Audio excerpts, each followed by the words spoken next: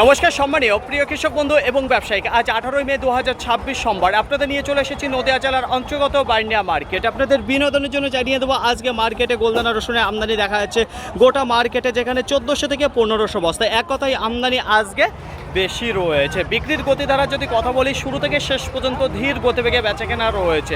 Market থেকে সব রসুন ক্লিয়ার হয়নি, বহু রসুন আজকে রিটার্ন যাচ্ছে। গ্রাহকের যদি কথা বলি, পরিমাণে কম রয়েছে। কুইন্টাল প্রতি আজকে বাজার যেখানে দেখা যাচ্ছে 1000 টাকা ডাউনের দিকে চলে এসেছে।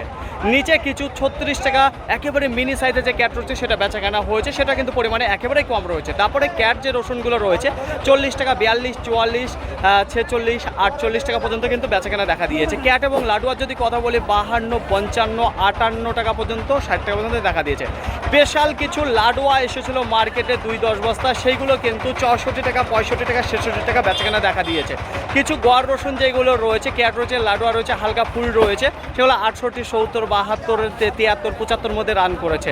দেখুন কিছু ভালো মানে যেগুলো লাডুয়া ফুল এবং বোম সাইজের যে রসুনগুলো রয়েছে তার বাজার কিছু 80 টাকা রয়েছে, কিছু 85 টাকা রয়েছে। মার্কেটে সবথেকে বেশি যে বেচাকেনা দেখা যাচ্ছে যে দামে 75 টাকা থেকে 85 টাকার মধ্যেই কিন্তু বেশিরভাগ বেচাকেনা রয়েছে। তার উপরে কি বিক্রি হয়নি, তার উপরেও বিক্রি হয়েছে কিছু বাছাই করা কিছু স্পেশাল রসুন, যেগুলো 9000 কুইন্টাল প্রতি দেখা দিয়েছে। আজকে খুব একটা বেশি রান করতে পারেনি মার্কেটে। তার আগে বলবো বাইন্ডিয়া মার্কেটে কিছু ভালো মানের রসুন এসেছিল, কিন্তু সম্পূর্ণভাবে ক্লিয়ার করতে পারেনি।